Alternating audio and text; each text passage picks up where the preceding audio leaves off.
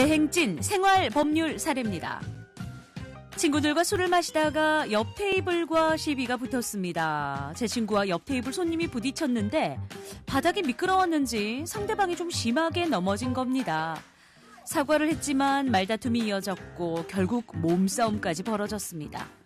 저는 급한 마음에 손에 쥐고 있던 핸드폰을 든 채로 상대방을 말리려고 밀었는데 순간적으로 상대방이 균형을 잃으면서 제 손에 있던 핸드폰으로 상대방의 이마를 쳤습니다. 이 일로 상대방은 저를 폭행으로 신고를 했는데요. 더 황당한 건 저를 특수폭행으로 신고를 했다는 겁니다. 저는 정말 폭행할 마음도 없었고 단순히 싸움을 말린 것뿐인데 폭행이라니요. 너무 억울하고 또 걱정이 됩니다. 이런 상황에서 저는 어떻게 하면 좋을까요?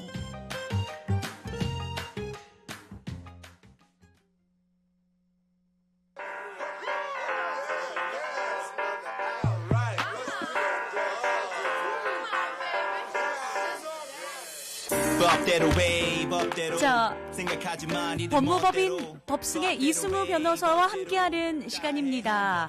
자, 오늘은 스튜디오에 자리해 주셨어요. 어서 오십시오, 변호사님. 네, 법대로 해, 법대로. 네, 반갑습니다. 네. 법무법승 이승우 변호사입니다.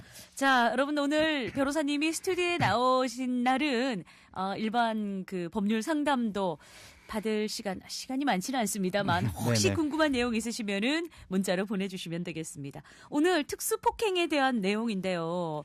변호사님 어떻게 좀 억울한 상황인 것 같아요. 싸움 말리려다가 상대방을 네. 뭐 이렇게 이제 밀치게 됐고 뭐 때리게 되기는 그런 셈인데 네네네. 이게 어떻게 폭행죄가 되는 겁니까? 네, 상대방 그냥 밀쳐도요. 예. 폭행에는 해당이 됩니다. 어머나. 예. 네, 그러니까 뭐 심하게 때려서 피나고 이런 거를 이제 떠올리시는 분들이 많을 텐데 네. 예, 법에서 볼 때는 이제 넓게 폭행죄를 인정을 하고 있습니다.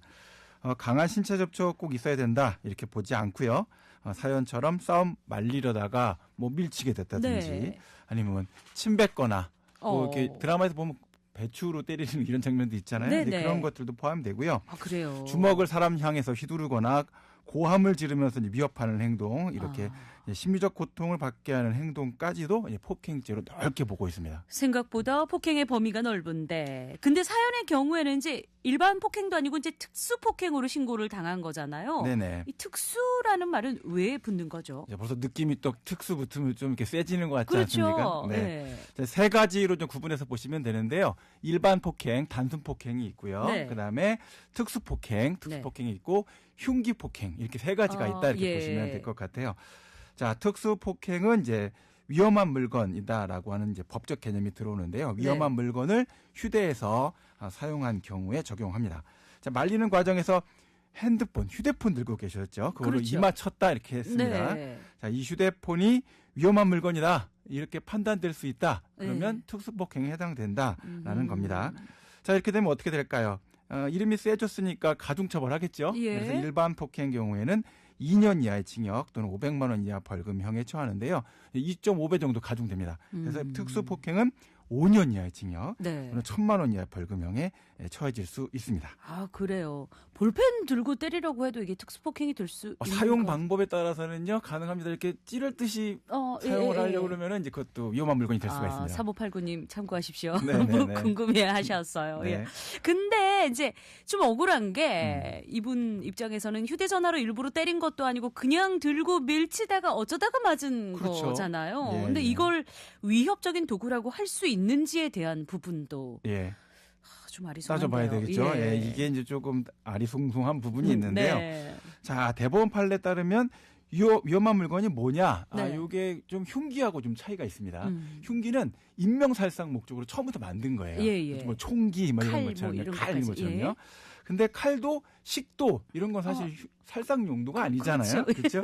일상 용도로 해서 생활 필요해서 만든 거란 말이에요. 네. 가위, 망치 뭐 많습니다. 네. 엄청 많죠.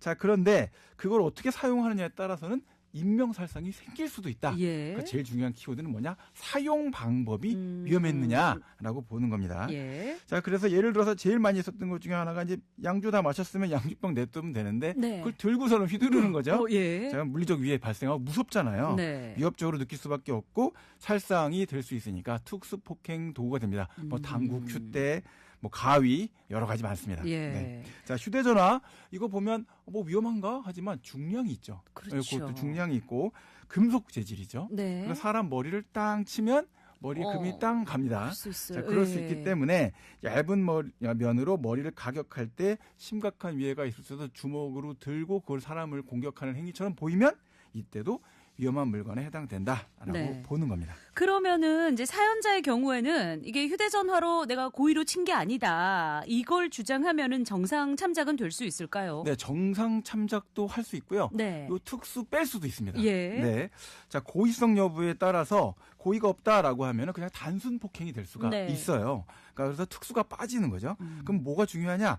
합의만 되면 끝난다 이겁니다. 네. 특수 폭행으로 되면 합의가 돼도 처벌이 남게 돼요. 아하. 자, 그러면 어떻게 고의성이 없었다라고 증명할 거냐? 네. 주변에 있는 친구들 술이 좀 덜 취했으면 도움이 될 겁니다. 네. 근데 주변 목격자들이 또 있겠죠. 그렇겠죠. 자, 근데 이 목격자들 진술만 갖고 좀 어려워요. 그러니까 현장에 있었던 술집 CCTV가 있으면 그거를 잘 좀 확보하셔야 되고 네. 고의로 핸드폰 친 게 아니다. 실수로 넘어지다가 부딪힌 거다. 맞게 된 거다. 입증하게 되면 정말 사건 끝입니다. 네. 네.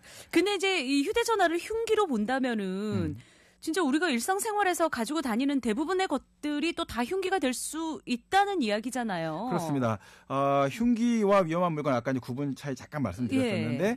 자, 위험한 물건으로 볼 수 있는 건 정말 많고요. 네. 세상의 모든 물건이 위험한 물건이 될 수 있다. 그러니까 앞서 뭐 네, 볼펜도 어떻게 다 될 수 있죠. 뭐 예. 마이크도 될 수 있고 다 중량이나 어떻게 보면 그 사람한테 죄송합니다. 네.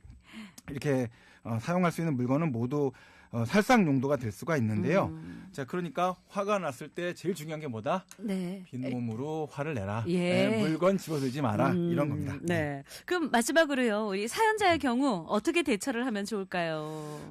제일 먼저 본인이 고의적으로 이 휴대폰을 갖고 사람 머리를 친 게 아니다라는 네. 점을 잘 주장을 하셔야 되고요.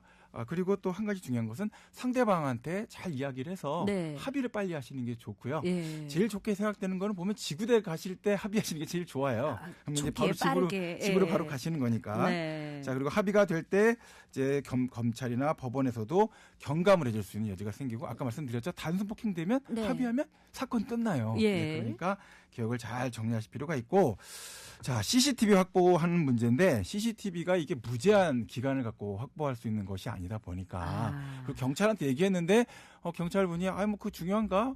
다친 거 봐요. 많이 다쳤는데 뭐 CCTV 안 봐도 될 것 같아. 이러실 수도 있잖아요. 네. 자, 없어지기 전에 빨리 증거 신청, 증거 보전 신청해서 확보하시는 것이 중요합니다. 그래요. 자, 대행진 생활 법률. 자, 오늘 스튜디오에 우리 이승우 변호사님 나와서 함께 해주셨는데, 법률 상담 중요한 부분인데 계좌 터널 안에 들어와서 지금 수신이 잘 안 된다고. 진짜요?